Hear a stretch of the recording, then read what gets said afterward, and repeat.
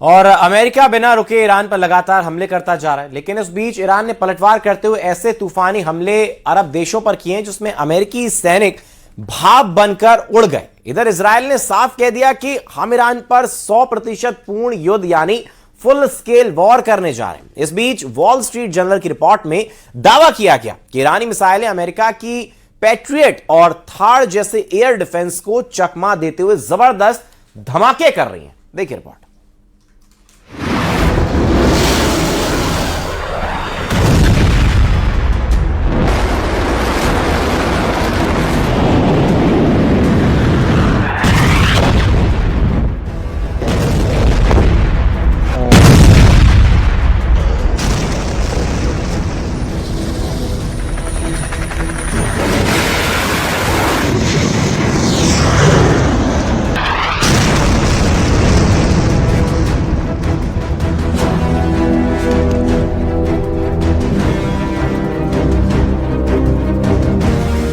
नौ रातों से महाजंग, America Iran के तूफानी हमले।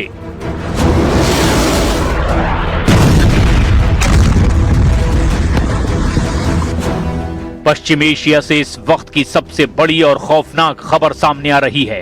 अमेरिका और ईरान के बीच जारी जंग के 9 दिन हो चुके हैं। बीती 9 रातों की भीषण बमबारी ने पूरे मिडिल ईस्ट को बारूद के ढेर पर ला खड़ा किया है। हॉर्मुज की खाड़ी से लेकर जॉर्डन के रेगिस्तान तक, कुवैत के एयरबेस से लेकर ईरान के बंदरगाहों तक आसमान से सिर्फ मिसाइलें बरस रही हैं और जमीन पर सिर्फ तबाही के निशान दिखाई दे रहे हैं। अमेरिकी सेंट्रल कमांड यानी सेंटकॉम ने ईरान के सैन्य और नागरिक इंफ्रास्ट्रक्चर पर अब तक का सबसे बड़ा हमला बोला है। दावा किया जा रहा है कि अमेरिका के राष्ट्रपति ने 2 टूक कह दिया है कि ईरान को हम नरक यानी जहन्नुम बना देंगे। ईरानी क्रांति गार्ड्स यानी IRGC ने जॉर्डन और कुवैत में मजबूत अमेरिकी ठिकानों को बैलिस्टिक मिसाइलों और सुसाइड ड्रोन से निशाना बनाया है। जॉर्डन और इराक में अमेरिकी ठिकानों पर हमले में 4 और अमेरिकी सैनिकों की मौत हो गई है। अब अमेरिका के कुल सैनिकों की मौत का आंकड़ा 17 तक पहुंच चुका है। इस वक्त अमेरिका के फाइटर जेट्स और टॉम हॉक मिसाइलें पूरे ईरान में चुन चुन कर सैन्य ठिकानों को निशाना बना रही है। ईरानी विदेश मंत्री अब्बास अराक्ची ने कहा कि ये जंग तभी खत्म होगी जब मैदाने जंग में अपर हैंड ईरान के पास होगा। डोनाल्ड ट्रंप ने ईरान को अल्टीमेटम देते हुए कहा कि 50,000 अमेरिकी सैनिक हाई अलर्ट पर हैं और अमेरिका हर हाल में ईरान से हॉर्मुज छीन लेगा। 9 रातों की महाजंग, कौन किस पर भारी? ये महज 2 देशों का टकराव नहीं, ये दुनिया की सबसे अहम समुद्री व्यापार लाइन स्ट्रेट ऑफ हॉर्मुज को बचाने और उस पर कब्जा जमाने की जंग बन चुकी है।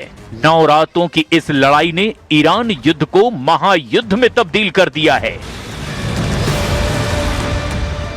अमेरिका ने मिडिल ईस्ट में तैनात अपने 50,000 सैनिकों को सर्वोच्च अलर्ट मोड पर रखा है।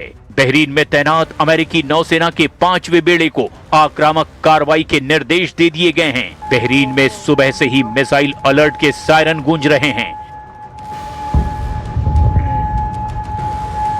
इधर इजरायली सेना यानी IDF के प्रमुख लेफ्टिनेंट जनरल अयाल जमीर ने बड़ा बयान देते हुए कहा कि हम ईरान के खिलाफ पूर्ण युद्ध फिर से शुरू करने के लिए 100% तैयार हैं। जॉर्डन के अकाबा शहर की तरफ दागी गई ईरानी मिसाइलों के बाद इजराइल में भी अब खतरे की घंटियां बज रही है।